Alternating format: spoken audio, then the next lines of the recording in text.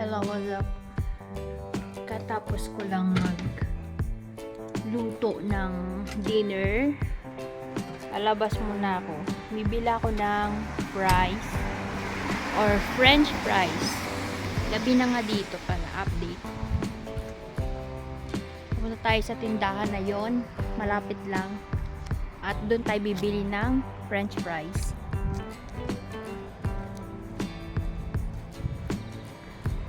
Malamig na dito at umuulan pa rin. Umaambon, katatapos lang ng ulan, basa ang daan. So,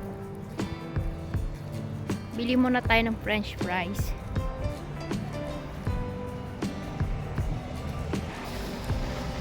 Update, waiting muna tayo sa french fries na in-order natin. Dito yan sa DD Fried Food. Malapit lang yan sa bahay. Hintay muna tayo. So, ayun na nga at nakauwi na nga ako dyan at kinakain ko na nga yung binili kong french fries doon kay DD Fried Food. Hindi ko alam kung anong iniisip ko dyan. Basta ang alam ko is yan lang ang aking kinain ng dinner.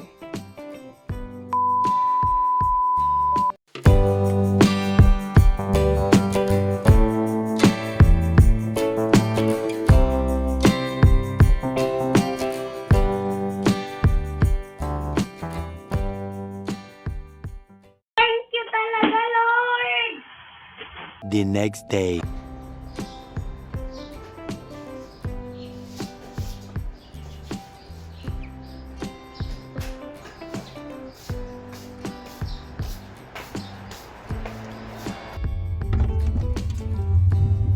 Hello, good morning, nihaw sa inyo, Medaslam.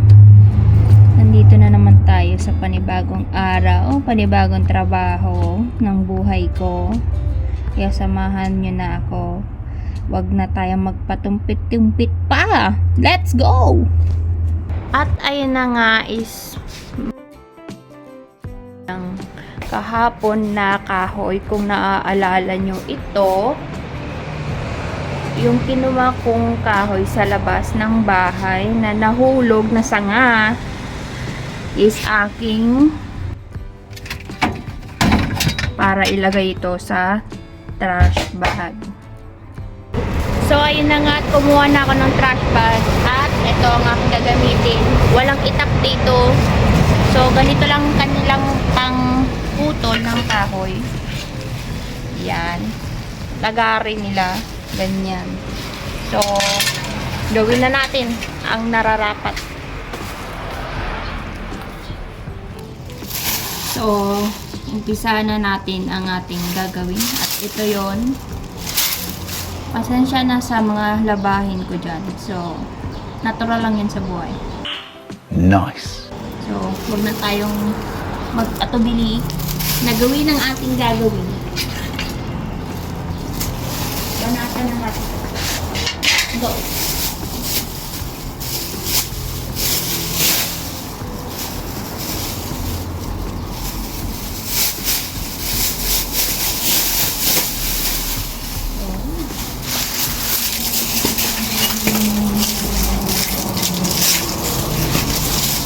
Gamitan muna natin itong paa kasi madali lang naman siya baliin. Yan. Ano na nga natin. Kaya may itak ako dahil yung mga sanga nitong ano na to, matulis. Tsaka ilang beses na ako natusok dito sa ano na to, sa matalim na part ng sanga. Kaya maingat din ako kasi kala mo karayom. May sakit talaga yan. Ay, nakakita ka. Ganyan siya katulis, te. Pag matusok ka dyan, aray mo talaga.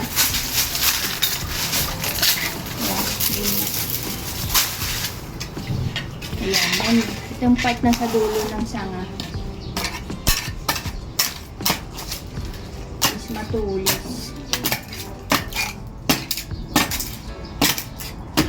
Yung punong ito, parang ano siya,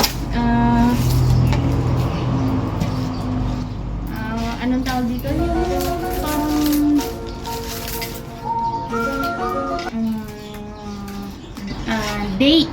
dates na puno. Yung puno niya is parang dates, pero wala naman siyang bunga. Hindi ko alam kung anong tawag din sa puno na yun, pero maganda siya. Maganda siya sa paningin. Pero napakadelikado naman itong mga sanga niya.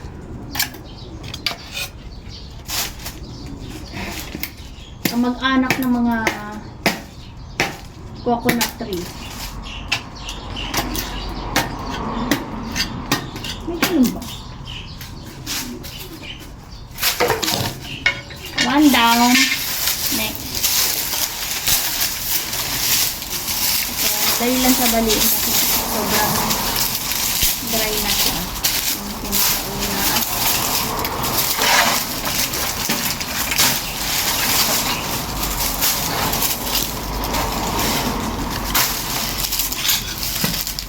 Dito na tayo maingat sa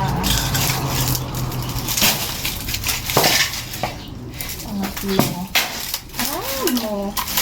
Diba? Masakit talaga siya, ti. Aray mo talaga.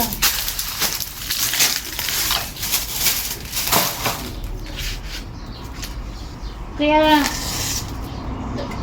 inaano ko to, inisa-isa kasi nga nabubutas yung trash bag. Para hindi antala sa mga gagawin o mga hindi sayang yung trabaho is kasi yung dapat naman na tingin mo is mangyayari advance yun. Gawin na lang natin agad para hindi mapahang, diba? Or hindi dumoble yung trabaho natin. Nice. Saka for safety lang din naman. Kasi hindi naman natin na alam kung anong magiging sanhin itong matulis na bagay na to sa sala. 2 down. Diba? Ang dami.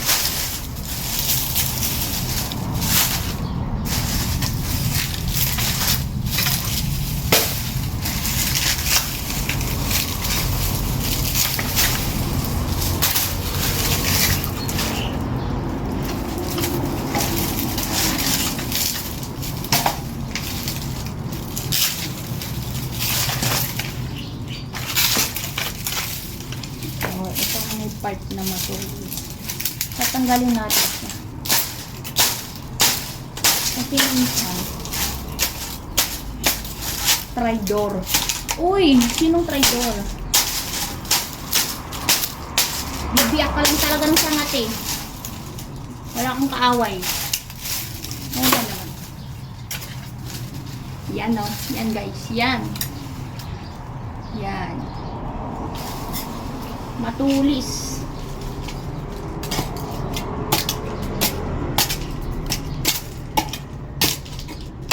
Tsaka hindi siya basta-basta na ganun hawakan mo lang. Kailangan talaga maingat ka din kasi pwede kang masugatan sa tulis niya.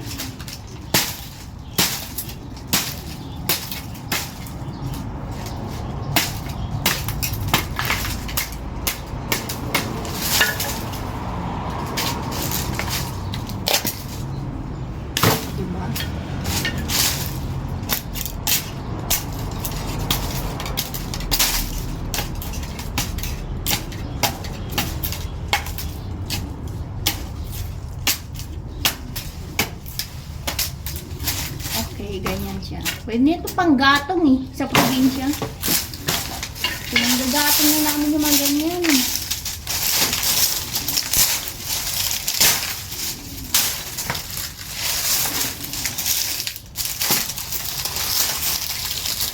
Mabilis maluto ang pagkain pag ito mga panggaton.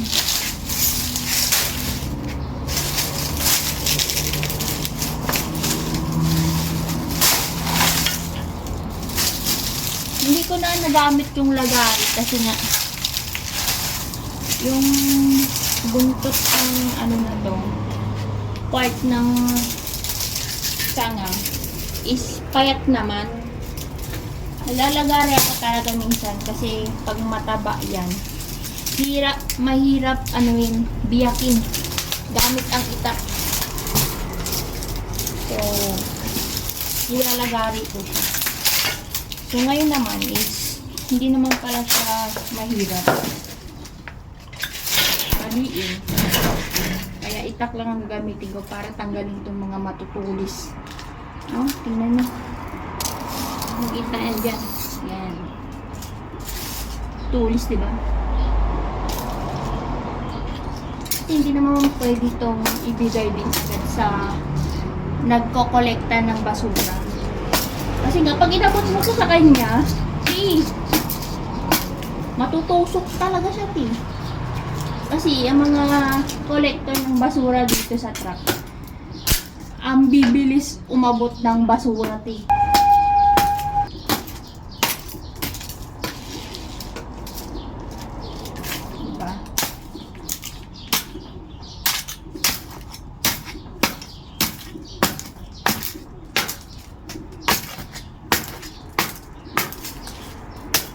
Hindi naman to lagi-lagi. Basta pag mahangin yung panahon or malakas yung ulan na may hangin, nalalaglag talaga siya yung mga dry na nasanga.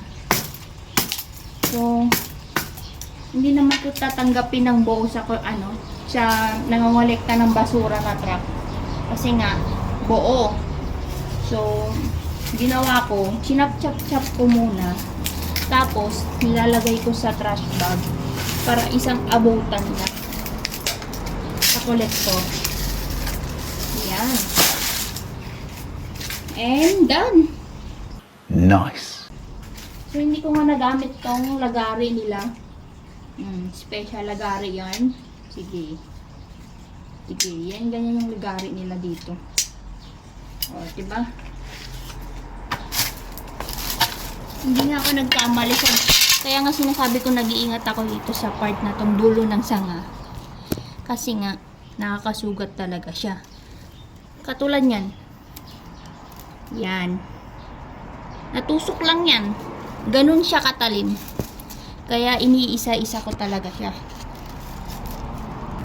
So, dito na tayo sa paglagay ng mga sanga.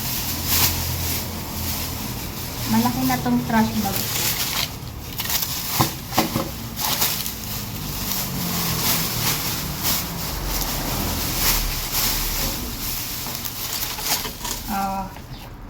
Sinong relate dito? Laruan sa probinsya, sa isla.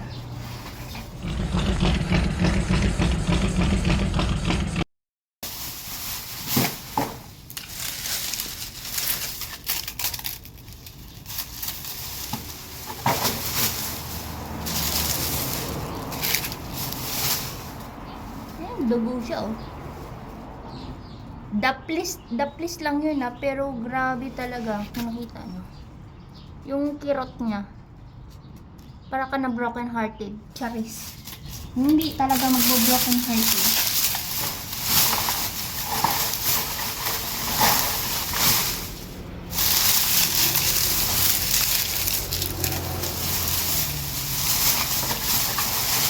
Nakakamiss minsan sa probinsya pag umuwi ka tuwing hapon or pag malamok na, talagang namimiss mo yung amoy usok ng mga ganito, or kaya yung minsan bao or bunot, yun, nakakamiss yung mga ganun.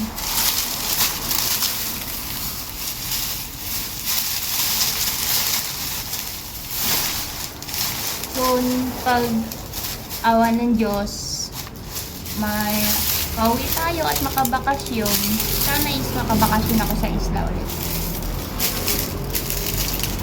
At doon ko kayo dadalhin. Papasyal ko rin kayo doon, syempre.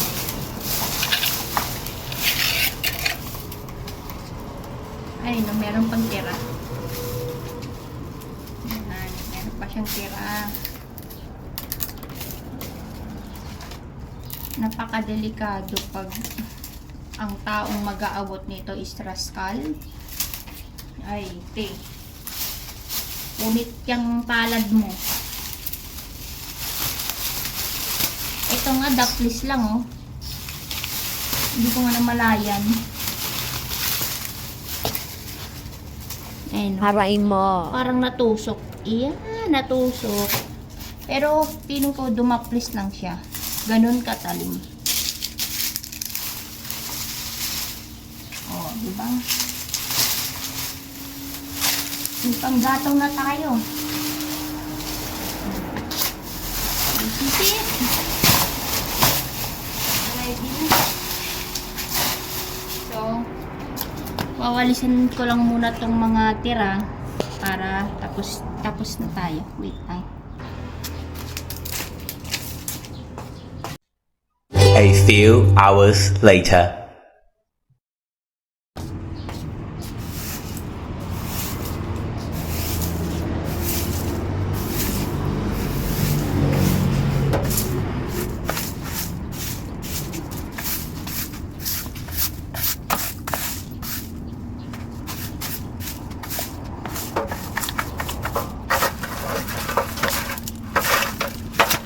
Grabe yung sana lumalabas.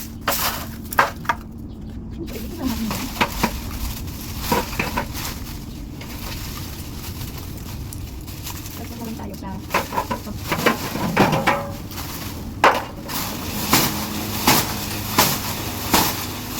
ano yung sanga?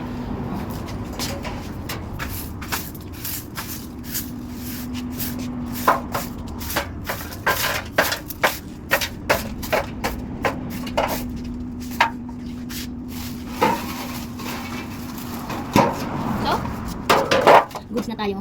Next up. Ibang trabaho naman. Let's go.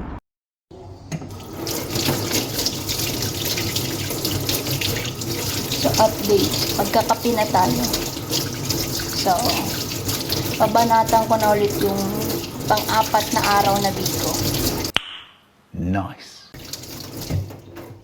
So, magkakapi na nga tayo. Magtitimpla muna tayo. At kukunin ko yung pang-apat na araw na biko.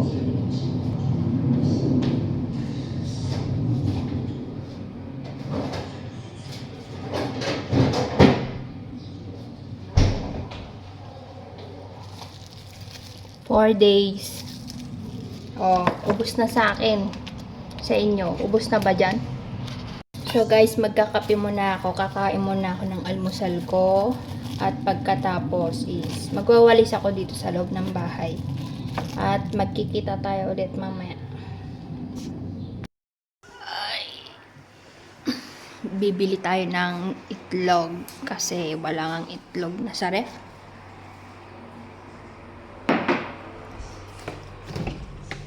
Wala nang itlog sa ref. So, need ko nang bumili ng itlog. Tara. Bili ako ng itlog. Okay.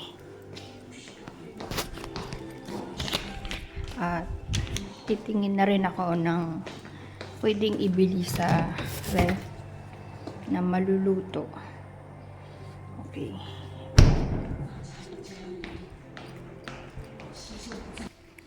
So, sasakyan ko is yung service ko na bike. Lalabas ko muna.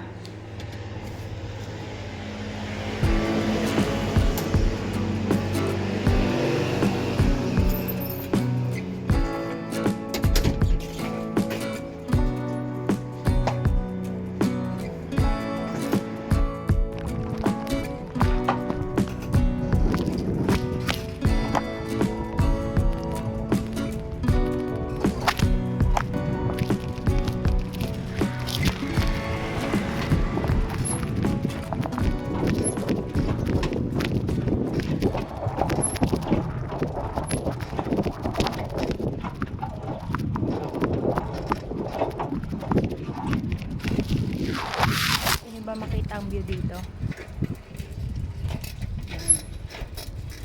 Kakakay natin yan. Pili ko tayo. 2, 1. Green light. Okay.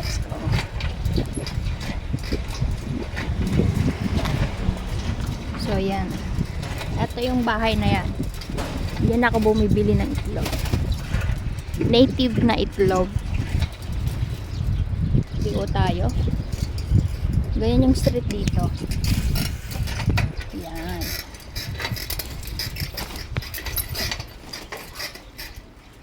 May pusa. Mau! Mau! Mga friending pusa. So, park.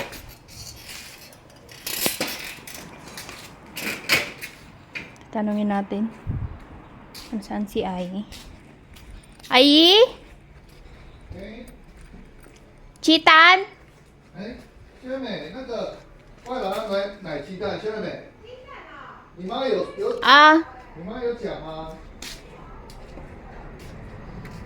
dito ako bumibili ng itlog na native kasi may farm sila ng mga manok na native na manok. Wow! Ang ganda ng pusa. Wow! Aesthetic yung kulay niya. Aesthetic yung kulay ng pusa o dahil sa ano niya?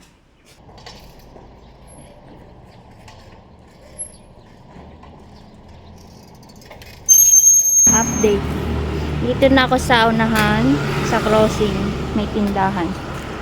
Dito ako bumibili ng mga pwedeng pang-ulam. Kasi nga malayo yung palengke dito. Tofu, gachay, iba't ibang variety ng dahon. Yan yung mga pinipili kong dahon. Ganyan. Yan. Bili din tayo ng luya. At syempre, yung gustong gusto ni Lola yung patola. Gusto niya yung mga ganyang ano. At kamatis na pwede nating iluto bukas. Lalagyan natin ng itlog. Gusto niya rin yan.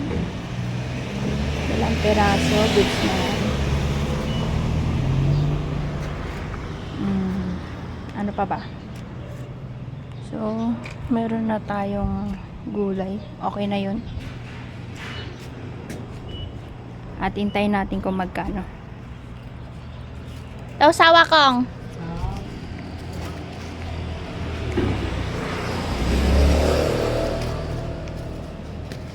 好，还有吗？没有。就这样就好。多少190。 190 190 谢谢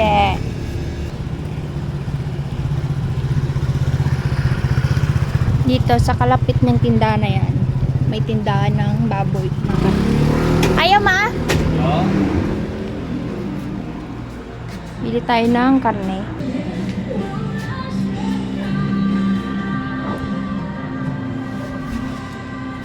saka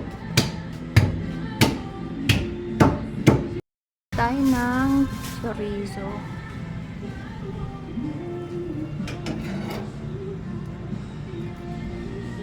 Sarap yan.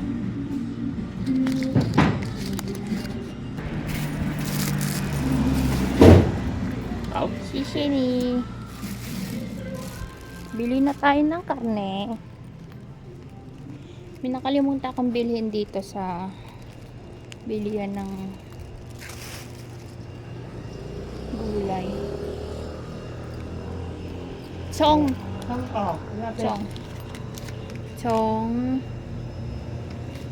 Ito, masarap din to. Bili tayo niyan. Tete, suwana.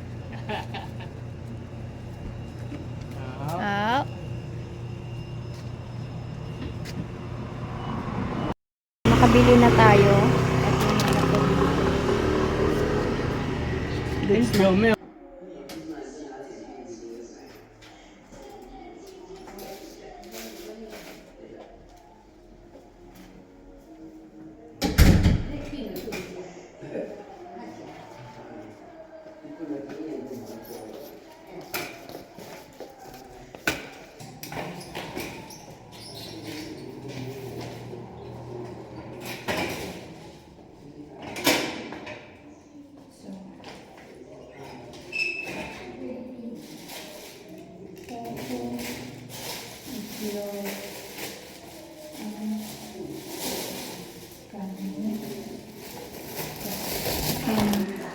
yung magiging ulam namin siguro. Tofu.